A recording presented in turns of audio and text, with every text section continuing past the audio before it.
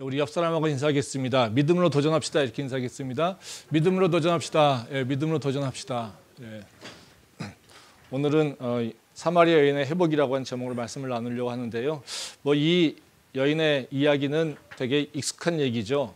되게 재미있고 또 간단하고 그래서 우리가 매우 익숙할 뿐만 아니라 기억하기도 쉽습니다. 뭐 예수님이 사마리아 지역을 지나가다가 우물가에서 이제 그 여인을 하나 만납니다. 그래서 그 여인에게 물을 달라고 요청을 하십니다. 그랬더니 그 여인이 당신은 유대인인데 나는 사마리아 사람인데 왜 나한테 물을 달라고 하냐 이렇게 반문을 한다라는 거죠. 그랬더니 예수님께서 내가 누군지 알면 너가 나한테 물을 달라고 할 텐데 뭐 이렇게 얘기를 하십니다. 뭐 그랬더니 이제 여인이 예수님이 주시는 물은 목마르지 않는 그 물이라고 얘기를 말씀하시니까 그 물 좀 나한테 달라고 얘기를 합니다. 그랬더니 예수님이 또다시 다른 얘기를 하십니다. 내 남편을 데려오라고. 그러니까 내 남편 데려오라고 하니까 여인이 남편이 없다고 얘기를 합니다. 그러니까 남편이 5이나 있는데 네 남편이 아니니까 당연히 없다고 얘기하는 게 맞겠지? 이렇게 얘기를 하면서 이 여인이 놀라죠. 그래서 자신의 과거의 모든 것들 다 예수님이 알고 있다는 것을 인식하게 되면서 이 여인은 당신이 메시아군요. 이렇게 고백을 하게 됩니다. 그러면서 여인이 또 질문하는 게 그러면 우리는 예배는 어떻게 드려야 됩니까? 뭐 예배에 대해서 질문한다라는 거죠. 그랬더니 예수님께서 영과 진리로 예배해야 된다 이렇게 말씀하십니다. 그 얘기를 듣고 여인이 이제 물동이를 내어놓고 그냥 도망가는 게 아니라 동네로 가서 이제 예수님을 전하고 그 동네가 복음화되는 그런 얘기를 하고 있습니다. 이 얘기는 크게 이제 3가지 주제가 있습니다. 그러니까 하나는 물에 대한 얘기가 있고요. 하나는 결혼에 대한 얘기가 있고요. 또 다른 하나는 예배에 대한 얘기로 있다는 거죠. 이 3가지 얘기가 서로 다른 것 같지만 사실은 연결되어 있습니다. 그래서 이 3가지 예배를 이 얘기를 통해서 예수님께서 이 여인을 회복시키게 하신다는 겁니다. 그래서 많은 경우에 이것을 보면 대부분 마지막에 하나님은 영이신 영과 진리로 예배한 자가 그 예배하는 것이 맞다라고 얘기하는 것 때문에 예배에 초점을 맞추는 건데요. 사실 이 얘기 스토리를 보게 되면요, 바로 이 3가지 주제를 통해서 결국에는 여인이 회복되는 것에 대한 얘기를 하고 있다는 거죠. 말씀 한번 보도록 하겠습니다. 요한복음 4장 9절 말씀입니다.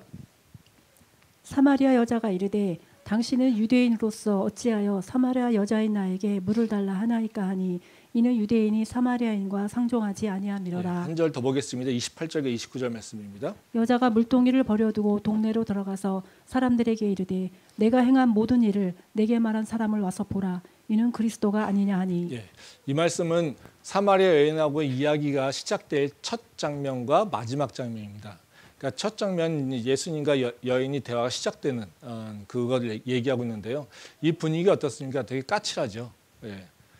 그러니까 지나가는 여행자가 내가 목마르니까 물 좀 달라 이렇게 얘기하면 사실 그냥 줄 수 있는 게 일반적인 얘기잖아요. 근데 이 여인의 태도는 어떻습니까? 되게 까칠하죠. 당신이 뭔데? 당신은 보니까 유대인인데 나한테 왜 이 말을 걸지? 이렇게 얘기를 한다라는 겁니다. 그러니까 그 여인이 어떤 모르는 사람한테 이렇게 뭔가 되게 거칠게 또는 까칠하게 얘기한다라는 건 뭐겠어요? 그 상대방의 문제가 아니라 그 사람 본인의 문제인 거겠죠. 그 내면에 뭔가 이제 상처가 있고 또 지침이 있고 그것 때문에 누군가를 품거나 누군가에게 뭔가 선한 일을 행할 수 있는 그 넉넉함, 여유로움이 없어진 것을 얘기하고 있습니다. 근데 이런 여인이 마지막에 그 28절과 29절을 보면 어때요? 물동이를 버려두고 동네로 들어가서 예수님의 행한 모든 일들을 다 보라고 하면서 그리스도를 전합니다. 그러니까 이건 어때요? 이 여인의 모습, 앞에 나왔던 까칠한 모습과는 전혀 다른 모습이죠. 그러니까 되게 셀피시하고 자기 이익 또는 다른 사람에게 대해서 관심이 없고 뭐 이런 여인이 지금 어때요? 자기가 온 이유, 물 길러 왔는데 물동이 그냥 내버려 두고 나가서 다른 사람에게 예수님을 소개하는 그런 모습. 그러니까 완전히 분위기가 다른 모습이라는 거죠. 그래서 이걸 보게 되면 그 예수님을 만나기 전과 이 여인의 모습과 만난 이후의 여인의 모습은 완전히 변화된 모습이라는 겁니다. 그러면 우리가 이런 변화를 보게 되면 궁금한 건 뭐가 있겠습니까? 어떻게 변했지? 예, 이런 거 아니겠어요? 예. 그러니까 이연이 왜 이렇게 변했을까 갑자기? 예. 이런 것에 대해서 우리는 관심을 가질 수밖에 없다라는 거죠. 그래서 이건 다시 말하면 이 여인의 회복을 얘기하고 있는 겁니다. 우리가 영적으로 이렇게 세잔해 있을 때 어때요? 이 여인의 모습이죠. 사실은 까칠하고 다른 사람 품을 수 없고 계속 불평하고 불만 갖고 내 삶에 대해서 불평하고 내가 하고 있는 모든 일이 다 지치고 힘들고 그렇죠? 이 얘기를 계속 보면 여인은 계속 이렇게 축 처져 가지고 불평불만하는 모습들이 이렇게 눈에 보입니다. 그러니까 물 달라고 예수님이 그러시잖아요. 내가 주는 물을 먹으면 영원히 목마르지 않을 텐데 그러니까 야, 그 물 좀 나한테 줘요. 그럼 내가 이 물 길러 안 와도 되는데 뭐 이러고 얘기하고 있다는 거죠. 그러니까 물 길러 오는 모습이 어떻겠습니까? 축 처져 가지고 아마 오늘도 물을 길러야지 내가 먹고 살려니까 어쩔 수 없지 이러면서 아마 무지하게 불평하면서 오지 않았겠습니까? 예. 그런 모습의 여인이었다는 거죠. 근데 이 여인이 열 길을 한 걸음에 달려가서 이분이 메시아야. 이분이 그리스도야. 너희가 이분을 만나야 돼. 이렇게 얘기를 한다는 거죠. 그 모습은 완전히 다른 모습이라는 거죠. 그래서 영적으로 세잔화해서 완전히 지쳐가 있는 모습. 근데 그 여인이 열정이 있고 이제는 그 마음 가운데 어떤 열심이 있고 그 마음에 그 삶에 활력이 있는 모습. 이 모습으로 변해가는 것을 얘기하고 있다는 겁니다. 그래서 우리가 이 말씀을 볼 때 뭐 다양한 관점에서 볼 수 있겠지만요. 바로 이 여인의 회복의 관점에서 볼 필요가 있다는 거죠. 그래서 오늘 제가 나누려고 하는 말씀은요. 이 여인이 어떻게 회복됐을까에 대한 얘기입니다. 이 여인, 예수님께서 이 여인과 무슨 일을 하셨길래 이 여인이 이렇게 회복됐을까? 이것에 대한 얘기를 좀 하려고 합니다. 근데 아까 말씀드렸듯이 이 얘기의 스토리를 보게 되면요. 전혀 관련성이 없는 것 같은 세 가지의 대화의 주제가 있습니다. 물, 결혼, 그다음에 예배. 이 세 가지 주제가 우리에게 던지는 질문이 무엇인지 이걸 다시 한번 살펴봄으로써 우리 삶을 다시 한번 돌아보고요. 또 우리가 회복하기 위해서는 어떻게 해야 될 것인가. 이것에 대해서 좀 생각을 좀 해보도록 하겠습니다. 첫 번째 예수님과 여인이 대화하는 것의 주제는 뭐냐면 물입니다. 물이라고 하는 대화를 통해서 나타내는 건 뭐냐면요. 여인의 영적 상태를 보여주고 있어요.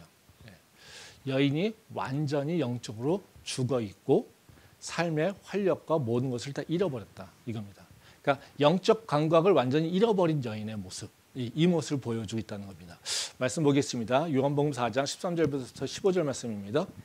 예수께서 대답하여 이르시되 이 물을 마시는 자마다 다시 목마르려니와 내가 주는 물을 마시는 자는 영원히 목마르지 아니하리니 내가 주는 물은 그 속에서 영생하도록 솟아나는 샘물이 되리라. 여자가 이르되 주여 그런 물을 내게 주사 목마르지도 않고 또 여기 물 기르러 오지도 않게 하옵소서. 예수님이 여인을 만나고 한 첫 대화가 물을 달라 이런 얘기입니다. 여인이 거부하니까 너가 내가 누군지 알면 나한테 물을 달라고 할걸? 이렇게 얘기를 하십니다. 그러면서 내가 주는 물은 영원히 목마르지 않아. 이렇게 얘기한다는 거죠. 그랬더니 여인이 뭐라고 대답합니까? 아까 얘기했듯이 그 물 좀 나한테 줘요? 그럼 내가 이 물 길러 오지 않아도 되는데. 근데 예수님과 여인의 대화가 잘 이루어지는 것 같습니까? 맞질 않죠. 그렇죠? 이게 도대체 두 사람이 대화를 하고 있는 건가? 이런 생각이 들지 않습니까? 그렇죠? 그럼 왜 그럴까요? 여인은 육체의 관점에서 물을 바라보고 있고요. 예수님은 영적인 관점에서 얘기를 하고 있다는 거예요. 그러니까 지금 여인은 계속해서 뭐를 향하고 있어요? 육체를 향해 있어요. 예수님은 이 여인에 뭘 던지고 있습니까? 영적인 문제를 제기하고 있어요. 너는 생각해봤니? 왜 네가 지쳤을까? 너는 생각해봤니? 너가 왜 목마를까? 너는 생각해봤니? 네가 왜 이렇게 불평이 많을까? 너는 생각해봤니? 너가 왜 힘들까? 이거를 계속해서 얘기하고 있는데 그 여인은 뭐라고 합니까? 내가 맨날 물 길러 와야 되니까요. 난 할 일이 많아요. 난 세상에서 힘들어요. 내 팔자가 완전히 뭐 보면요, 이거 저주하고 싶어요. 뭐 이런 심정으로 살고 있다는 거죠. 근데 예수님은 너가 지금 뭘 바라보고 있니? 예, 이거를 얘기하고 있다는 거예요. 예. 그러니까 이 대화를 보게 되면 예수님과 여인이 서로 바라보고 있는 것이 완전히 다르다는 거예요. 그래서 여인은 예수님이 하시는 말씀에 대해서 전혀 생각을 하지도 못하고 이해도 하지 못하는 그런 모습. 그렇기 때문에 이 여인은 어떻게 해요? 예, 그 삶이 강팍해지고 그 삶이 여유가 없고 지치고 한 모습으로 살 수밖에 없다는 거예요. 말씀 한번 보겠습니다. 요한복음 6장 63절 말씀입니다. 살리는 것은 영이니 육은 무익하니라. 내가 너희에게 이른 말은 영이요 생명이라. 예, 이 말씀은 예수님이 오병이어 기적 이후에 제자들에게 하시는 말씀입니다. 오병이어 기적 이후에 예수님이 생명의 떡 이야기를 하는데요. 제자들은 전혀 이해하지 못해요. 그래서 제자들이 이걸 배에다가 이제 그 강가에다 뒤에다 놓고 왔거든요. 그랬더니 예수님이 떡 얘기하니까 야 우리가 그 떡 챙겼어야 되는데 못 챙겼어. 뭐 이러고 걱정하고 있다는 거죠. 근데 예수님이 똑같은 얘기예요. 예수님은 계속 생명의 떡, 즉 예수님을 얘기하고 있는데 제자들은 뭐만 관심 있습니까? 먹고 사는 것, 떡에만 관심이 있어요. 그래서 그런 자들에게 예수님께서 지금 하시는 말씀이 뭐예요? 이 말씀이에요. 살리는 것은 영이니 육은 무익해 이거예요. 영은 생명이야. 우리 삶이 왜 생명력을 잃었겠습니까? 육체가 피곤해서요? 육체가 세잔해서요? 할 일이 많아서요? 예수님의 판단은 틀리다는 거예요. 네 삶이 세잔해 있고 네 삶이 강팍하고 네가 다른 사람을 받아들일 수 없고 네 모습이 까칠한 모습으로 변한 것 이건 뭐냐면 네가 육에만 매달려 있기 때문에 그래. 그리고 영적인 감각을 잃어버리기 때문에 그래. 이렇게 예수님은 얘기하고 있다는 거죠. 우리가 영적인 내 안에 내 영의 돌봄이 없어서 내 영을 내버려 두면요. 내 영도 지치겠죠. 우리 육체 관리를 안 하면 우리가 건강을 유지할 수 없는 것처럼 내가 영적인 것도 관리를 하지 않으면 그 돌봄이 없다라면 내 영도 세잔해진다는 거예요.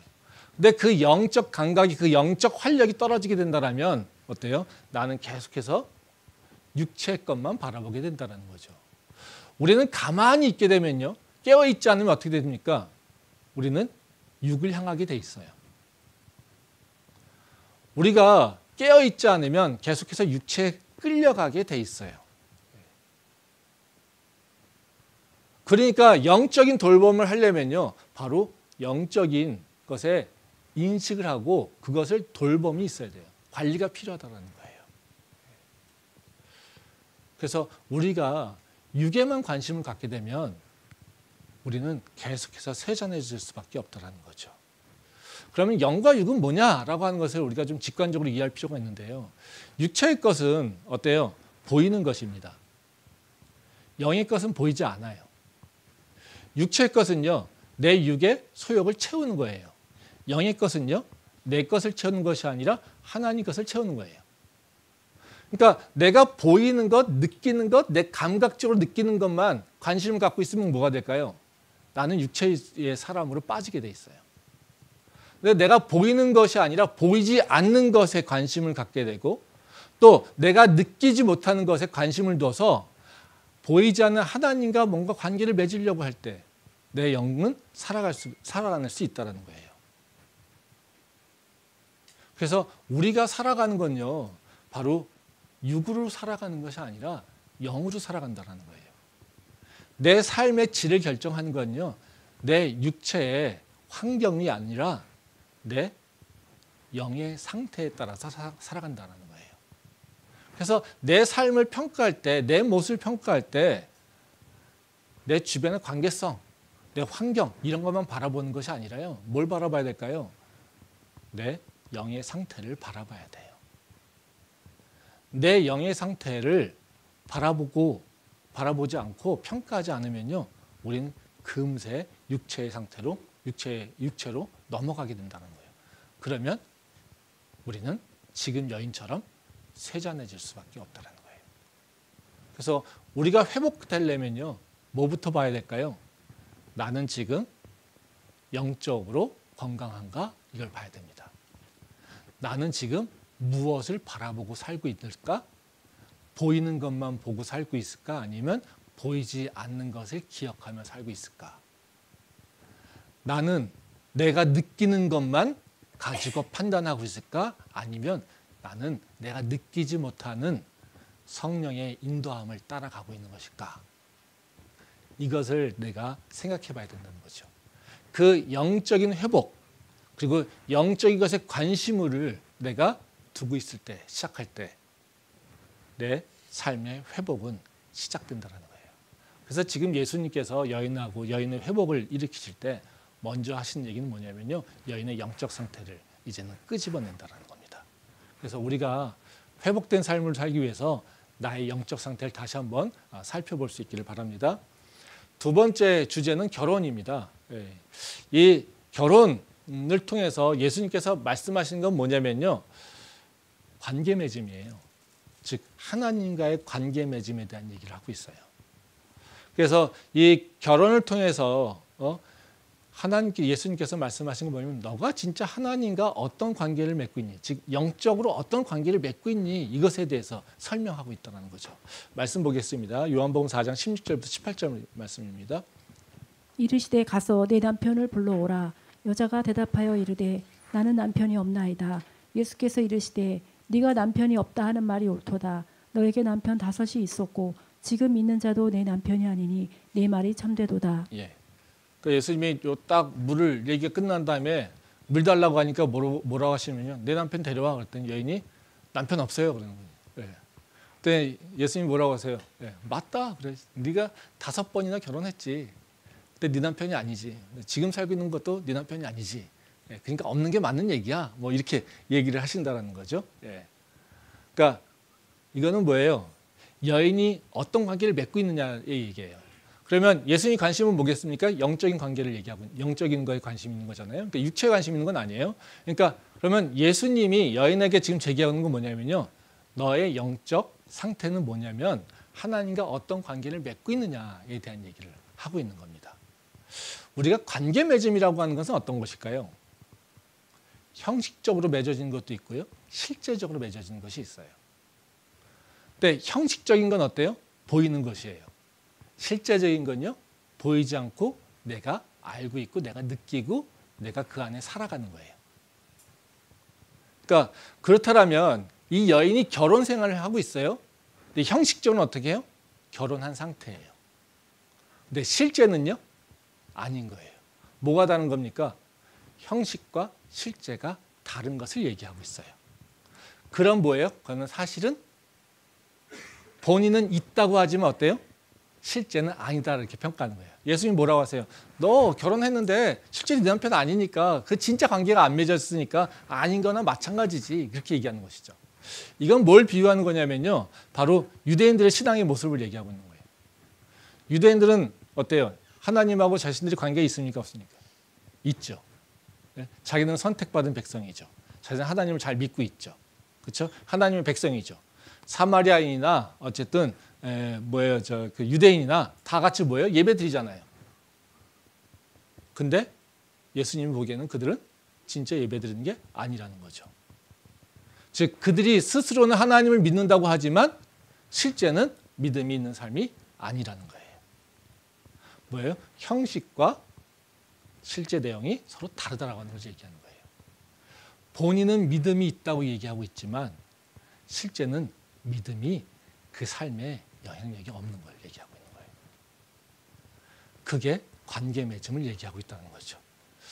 이게 지금의 우리 상황에서는 어떤 걸 얘기하고 있습니까? 나 교회 다니고 있어. 하지만 실제는 하나님 백성처럼 살고 있지 않는 거예요. 나 교회 오면 어때요? 크리스천이잖아요. 하나님 믿고 있잖아요. 믿음 있는 거잖아요. 그렇죠? 네. 나 스스로 어떻게 생각하겠어요? 믿음 있는 거예요. 그렇죠? 나 크리스천이에요. 나 예수 믿어요. 나 구원 받았어요. 그렇죠? 예. 근데 우리는 맨날 세잖아요. 맨날 힘들고요. 맨날 돈만 생각하고요. 맨날 취업만 생각하고요. 맨날 내 기뻐하는 것만 생각하고요. 이러고 있어요. 그렇죠? 그 실제는 어떨까요? 믿음하고 상관이 하나도 없어요. 내가 바라보고 내가 원하고 내가 추구하고 있는 것이 믿음하고 하나도 상관이 없어요. 하나님하고 하나도 상관이 없어요. 그러면 어때요? 실제로 믿음 있는 사람이 아니죠. 그러면 우리가 교회에 앉아 있지만, 그러면 무서운 얘기지만 모두가 다 크리스천일까요? 내가 지금 여기에 와서 앉아서 예배 드린다고 내가 진짜 하나님과 깊은 관계로 나갈 수 있을까요? 아니라는 거예요. 근데 우리는 어때요?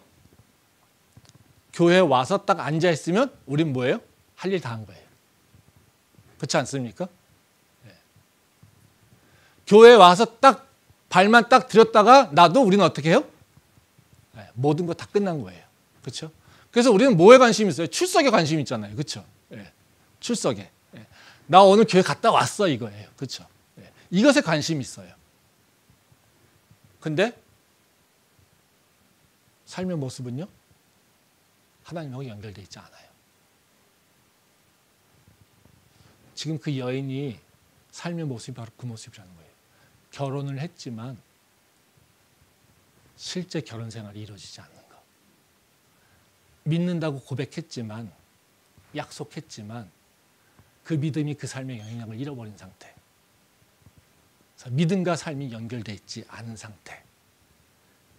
이것을 얘기하고 있다는 거예요. 말씀 보겠습니다. 마태복음 23장 2절부터 3절 말씀입니다. 서기관들과 바리새인들이 모세의 자리에 앉았으니 그러므로 무엇이든지 그들이 말하는 바는 행하고 지키되 그들이 하는 행위는 본받지 말라. 그들은 말만 하고 행하지 아니하며. 예, 이 말씀은 예수님께서 서기관들과 바리새인들을 꾸짖는 말씀이에요. 이 마태복음 23장 보면 진짜 무섭습니다. 예, 화 있을진저가 계속 나와요. 근데 그 화 있을진저가 똑같은 얘기예요. 외식하는 놈들아 이거예요. 그들이 갖고 있는 잘못된 것은 뭐냐면 외식하는 자들이다. 예. 지금 말씀에 그 외식하는 자들의 마지막 구절을 보면 뭐라고 얘기합니까? 예. 그들은 말만 하고 행하지 아니하며 이렇게 얘기합니다. 예. 앞쪽에서는 그들이 말하는 거 너희들 다 지켜. 근데 그들을 본받지 마. 예. 왜냐하면 그들은 말만 하고 행하지 않기 때문에 그래. 다시 말하면 뭐예요? 외식하기 때문에 그래 이런 얘기예요. 즉 외식이라고 하는 게 뭐겠어요? 겉과 속이 다른 거예요. 겉은요 어떻게 해요? 거룩하고요. 믿음이 있는 자고요. 하나님의 백성이고요. 그렇습니다. 근데 그 속 삶은요? 전혀 아니라는 거죠. 네, 전혀 아니라는 겁니다. 그 마태복음 23장에 계속해서 그 전혀 아닌 모습들을 쭉 설명하고 있어요. 외식하는 모습에 대해서 구체적 행위가 다 설명되고 있어요. 다시 말하면 예수님께서 정말 중요하게 여기는 건 뭐냐면요. 우리의 믿음과 우리의 삶이 실제적으로 같아야 된다는 얘기예요. 적어도 같아지려고 노력하는 일이 있어야 된다는 거예요. 그게 진짜 믿음이라는 거예요. 내 삶에서 나의 믿음이 드러나지 않으면 나는 믿는다라고 얘기할 수 없는 거예요. 내 삶에서 하나님의 일에 관심을 갖고 있지 않더라면 나는 하나님과 관계가 없다라는 거예요. 나도 세상 사람과 똑같이 내가 눈에 보이는 것, 내가 느끼는 것, 나 만족시켜주는 것, 이것만을 위해서 따라가고 살고 있다면 내가 세상 사람과 뭐가 차이가 있습니까? 근데 그런 삶을 살면서 나는 하나님의 백성이니까 구별된 자, 거룩한 자라고 얘기할 수 있습니까? 그건 아니잖아요. 그렇죠? 내가 거룩하게 구별된 자라고 얘기한다면 내가 그들과 구별된 모습이 있어야 될 거 아니겠어요? 모든 요소가 다 똑같은데 내가 그들하고 다르다고 얘기할 수 있습니까? 내가 하는 짓은 그들하고 다 똑같은데 나는 예수님 믿는다고 고백했어. 이거 가지고 내가 다르다고 얘기할 수 있습니까? 그럴 수 없는 거예요. 여인이 내가 결혼했지만 내 남편이라고 주장할 수 없는 모습과 똑같은 얘기예요. 그들하고 하나도 다른 것이 없는데 나 그냥 예수 믿어. 나 교회 다녀. 이 말 하는 것 가지고 내가 하나님의 백성으로 거룩하게 구별된 자라고 얘기할 수 없는 거예요. 지금 예수님께서 그 얘기를 하고 있는 거예요. 예수님께서 우리한테 굉장히 중요하게 요구하시는 건 뭐냐면요. 인테그리티예요. 즉 일체성이에요. 너의 겉과 속이 같아야 돼. 적어도 우리는 그 같음을 드러내려고 해야 된다는 거예요. 말씀 한번 보겠습니다. 다니엘서 1장 8절 말씀입니다. 다니엘은 뜻을 정하여 왕의 음식과 그가 마시는 포도주로 자기를 더럽히지 아니하리라 하고 자기를 더럽히지 아니하도록 환관장에게 구하니. 예, 이 말씀은 여러분 다 아시는 말씀이죠. 예, 우리 다니엘 되게 좋아하는 자잖아요. 성경에서 가장 인기 있는 인물이 아마 요셉과 다니엘 아니겠습니까? 그렇죠? 예, 그래서 요셉하고 다니엘 이름이 되게 많잖아요. 다니엘이 바벨론 끌려가가지고 바벨론이 이름을 새로 줍니다. 정체성이 없어졌다는 거죠. 그리고 너는 내가 주는 음식을 먹어. 그리고 내가 주는 지식을 배워. 이겁니다. 그때 다니엘이 뭐라고 합니까? 여기 보면 뜻을 정하여 왕의 음식과 그가 마시는 포도주로 자기를 더럽히지 않는다. 왕 주는 음식 먹지 않을래. 내 겉모습은 어때요? 이름을 다 잃어버렸어요. 그럼 유대인으로서 정체성은 잃어버린 거죠. 겉의 모습은, 형식은요. 근데 다니엘은 어떻게 해요? 그렇지만 내 삶은 내 뜻대로. 다시 말하면 바벨론에서 규정한 나의 삶이 아니라 나의 모습으로 하나님 백성으로 난 살 거야. 그래서 지금 음식을 가리고 있는 거죠. 음식 가리는 게 중요한 게 아닙니다. 여기서 얘기하는 건 뭐예요? 바벨론에서 자기의 이름을 잃어버렸는데도 불구하고 나는 하나님의 백성으로 살기로 결정했어. 그리고 그걸 드러내기 어떻게 해요? 음식을 거부하는 거예요. 그때 하나님께서 다니엘에게 능력을 주시죠. 우리가 왜 다니엘을 칭찬할까요? 음식 거부하는 게 대단한 일이라서요? 왕한테 맞서니까요? 야, 이놈 용기 있네. 객기 한번 죽여주는데 이겁니까? 아니죠. 다니엘이 칭찬받는 이유는 뭐냐면요. 그의 믿음과 그의 삶이 같다라는 거예요. 그가 하나님의 백성이기 때문에 그의 형식은 하나님의 백성으로서 자기의 정체성을 다 잃어버렸잖아요. 유대인으로서 정체성을 다 잃어버렸잖아요. 그 이름이 다 바뀌었잖아요. 근데 그는요, 나는 이름이 바뀌어도 다른 사람이 나를 뭐라고 불러도 나는 유대인이야. 나는 하나님의 백성이야. 그렇기 때문에 나는 너희랑 똑같이 살 수가 없어. 이것을 결정한 거라는 거예요. 그래서 다니엘이 칭찬받게 되는 거라는 거죠. 우리가 하나님께 칭찬받는 건 뭐냐면요. 우리가 뭘 대단히 잘하는 것이 아니라요. 내게 주신 믿음에 따라서 내가 그걸 살겠다라고 투쟁하는 거예요. 세상을 향해서. 그거는 나를 위해서가 아니라요. 내가 하나님의 백성이니까 하나님의 백성답게 살겠다라고 내가 투쟁하는 거예요. 그러다 보니까 어떻게 해요? 세상과 거슬러 가는 거예요. 그게 하나님께서 기뻐하시는 모습이라는 거예요. 우리가 기도할 때도 한번 생각해 보십시오. 우리가 기도할 때 뭘만 기도합니까? 육체에 필요한 것들을 아주 다 얘기합니다. 전 그 기도 나쁘다고 생각하지 않아요. 실제로 신앙이 없고 믿음이 없어서요. 내가 육체에 필요한 것들이 다 이렇게 필요하다고 하나님한테 기도하면요. 하나님께서 그걸 들어주세요. 저는 그런 경우 되게 많이 봤어요. 돈 달라니까 돈 주고요. 취업 시켜달라니까 취업 시켜주고요. 그런 일 많더라고요. 근데 목사님 제가 막 그렇게 기도하면요. 돈 안 주시더라고요. 차이 뭐겠습니까? 기도가야 내 믿음이 반영돼야 돼요. 내 기도 속엔 내 믿음이 반영돼야 돼요. 내가 믿음이 어릴 때는요. 어때요? 그냥 단순하게 원하는 거 필요한 거 채우면 그 달라고 기도할 수 있어요. 근데 내 믿음이 성숙했어요. 그러면 내가 필요한 거 그냥 달라고 합니까? 아니요. 그걸 필터링 하잖아요. 그렇죠? 내 믿음으로 내가 원하는 것을 한번 바라보잖아요. 이것이 맞을까? 이걸 구해야 될까? 뭘 구해야 될까? 내 삶 속에서. 그렇지 않습니까? 그 과정을 거쳐야 돼요. 그러면서 우리가 우리 삶을 돌아보는 거예요. 기도하는 것이 왜 중요하냐면요. 물론 하나님과 관계성에서도 되게 중요해요. 근데요, 내가 기도할 때요, 나를 스스로 필터링을 해갈 수 있어요. 건강한 기도를 하게 되면요. 그냥 육체에 빠져있는 기도를 하게 되면요, 내 표면적으로 원하는 것만 해요. 근데 우리가 영적인 기도로 들어가려면요, 어떤 과정을 거쳐야 되냐면요, 내가 육체에 필요한 것들을 계속해서 얘기하다가 그 가운데서 어떻게 해요? 예. 내 믿음으로 내가 원하는 내 모습을 다시 돌아보게 돼 있어요. 그러면 반드시 뭐가 생깁니까? 회개할 것이 생겨요. 야, 내가 아직도 이런 것만 바라보고 있네. 내가 아직도 이런 것만 추구하고 있네. 야, 내가 10년 전에 했던 그 기도이지만 아직도 하고 있네. 생각해 보세요. 10년 전에 기도했던 패턴과 지금 똑같은 패턴을 하고 있다면 내 10년은 뭡니까? 믿음이 하나도 성장 안 한 거예요. 믿음이 바뀐 게 없는 거예요. 그 과정을 다시 한번 돌아보면서요, 이제 내가 진짜 무엇을 구해야 될지 믿음으로 믿음의 기도의 제목이 생겨야 되는 거예요.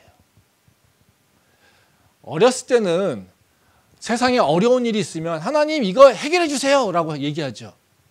근데 우리가 기도가 좀 믿음을 성숙하면 어떻습니까? 야, 네가 할 일을 찾아야지. 그래서 우리 어려움이 있으면은 좀 믿음이 성숙하면 뭐라고 기도합니까? 이 문제 해결해 주세요 이렇게 얘기하지 않아요. 하나님 이 문제를 분명하게 이해할 수 있도록 우리에게 지혜를 명철 주시고요. 이 문제를 해결할 수 있는 능력을 허락해 주시고요. 이 문제에 영적인 그 통치함을 가질 수 있도록 권한을 주시고요. 권능을 주세요. 이렇게 얘기하죠. 믿음이 없을 땐요. 주세요 주세요만 얘기해요. 하지만요. 믿음이 생겨서 내 삶의 문제를 볼 때는요. 내가 다르게 기도하게 된다는 거죠.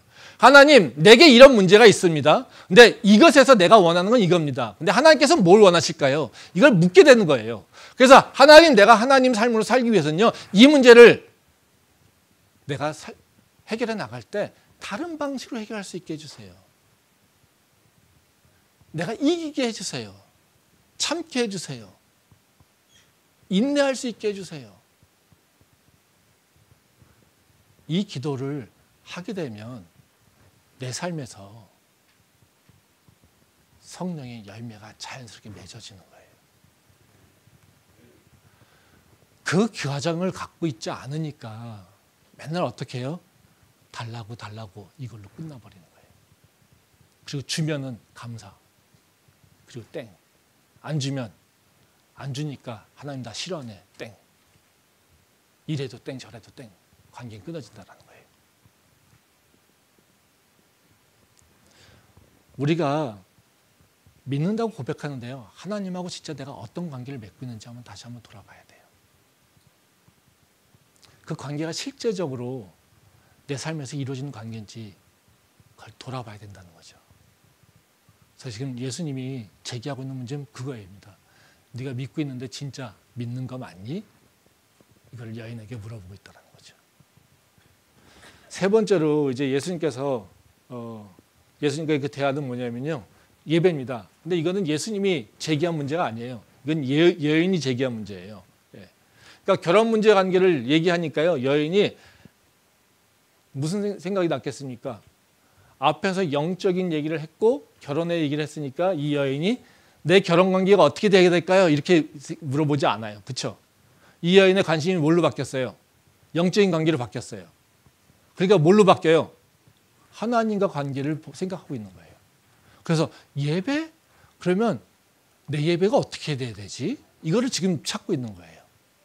지금 되게 많은 발전을 한 거죠. 그렇죠? 예. 그러니까 이 여인이었다면 뭐라고 얘기하겠습니까? 내 남편 좀 나를 사랑하게 해주세요. 뭐 이렇게 바뀌었을 텐데요. 그렇게 하지 않는다는 거죠. 바로 관계 얘기를 하니까 하나님과 나의 관계를 어떻게 하면 됩니까? 이 질문이 온다는 거죠. 그에 대해서 예수님께서 네가 하나님은 영이시니까 영적인 예배를 드려야 돼 하면서 어떻게 예배를 드려야 될지를 말씀해 주신다는 거예요. 말씀 한번 보겠습니다. 요한복음 4장 24절부터 26절 말씀입니다. 하나님은 영이시니 예배하는 자가 영과 진리로 예배할지니라. 여자가 이르되 메시아 곧 그리스도라 하는 이가 오실 줄을 내가 아노니 그가 오시면 모든 것을 우리에게 알려주시리이다. 예수께서 이르시되 내게 말하는 내가 그라 하시니라. 예, 이 말씀은 이제 예수님이 가르쳐 주시는 거죠. 영과 진리의 그 예배, 이 얘기를 하고 있으십니다.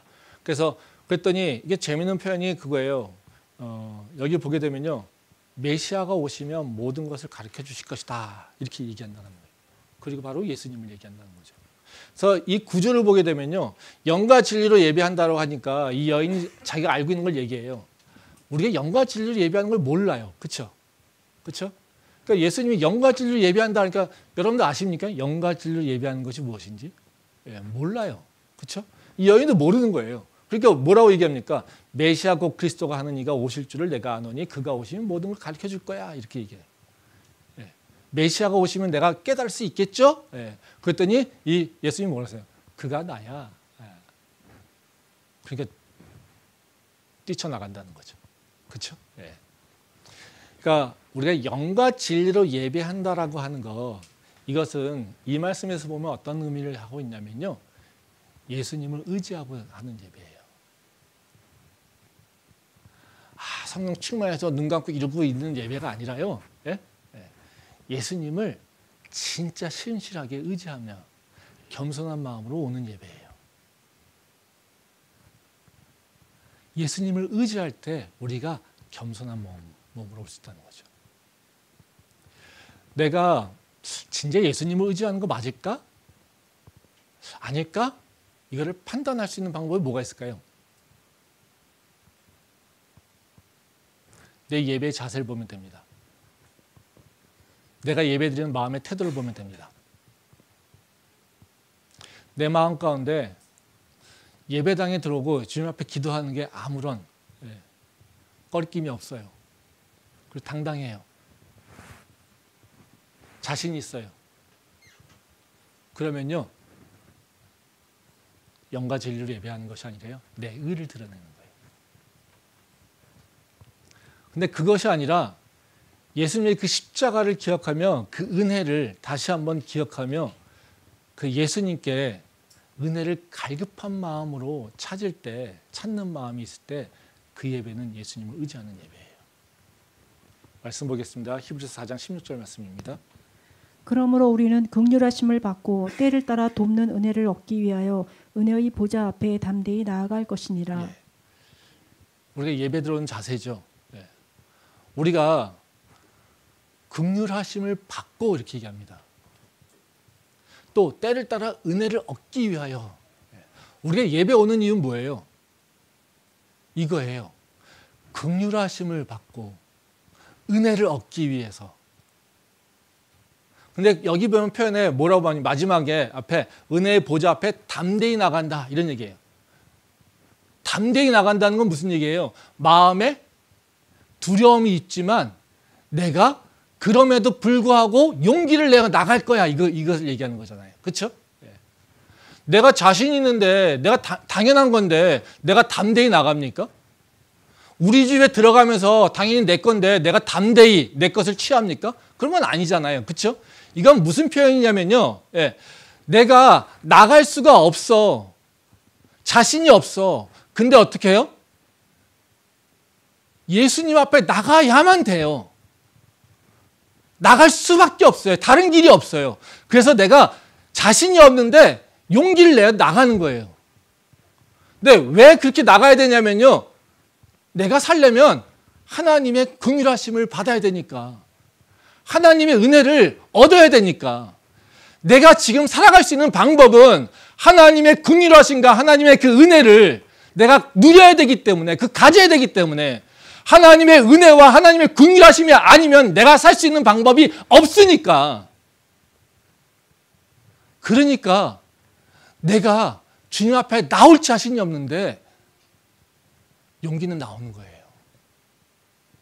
나 같은 죄인이 나오면 하나님한테 철퇴를 맞아 죽을 것 같은데, 이런 나도 나와서 예배할 수 있습니까? 이런 나도 내가 주님 앞에 기도할 수 있습니까? 이런 내가 주님 앞에 간구할 수 있습니까? 이런 마음이 들고 불안한 마음인데도 불구하고 하나님, 내가 당신 없으면 살 수가 없어요. 하나님, 당신 은혜가 아니면 내가 살 수가 없어요. 그러니까요, 내가 지금 주님 앞에 죽을 걸 각오하고 나와요. 이게 우리가 예배에 나오는 자세라는 거예요.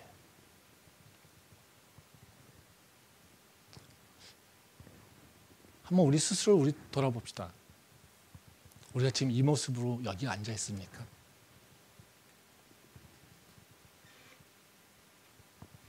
제가 이 말씀을 어떻게 표현할까 이런데 오늘 사실 솔직하게 찬양을 하는데 마지막에 그 회복시키셔서 찬양을 하다가요.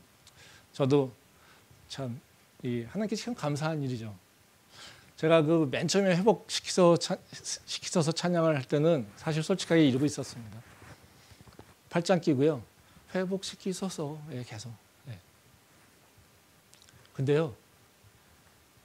제가 팔짱이 어느 순간요. 이걸로 바뀌었어요. 오늘 찬양을 드리면서요. 그 가사의 내용을 보는데요. 야, 내가 이거를 팔짱을 제가 창피한 마음을 가지면서요. 솔직하게 팔짱 낀 모습이요. 제가 주님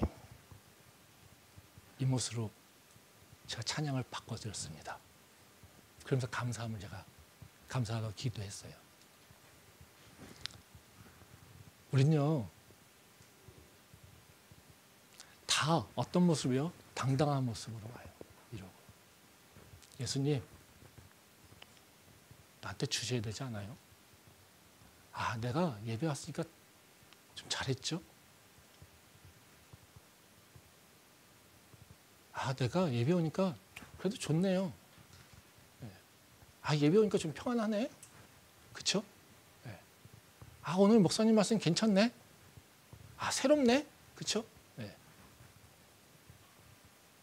우리 이것 때문에 올까요? 그 모습은요, 이 모습이죠. 이 모습. 내가 당당하니까. 나 은혜 안 받아도 되니까. 나는 플러스 알파를 얻기 위해서 지금 교회에 오는 거니까. 내가 못 살겠어서 하나님이 없으면 내가 살 수 없으니까 간절한 마음으로 오는 것이 아니라 나 좀 더 받아야 되니까. 나 좀 더 원해야 되니까. 내 마음대로 더 충만하게 만족시켜야 되니까. 그러려니까 길이 없는 것 같아. 그리고 오는 거예요. 이거 하면 주시겠지.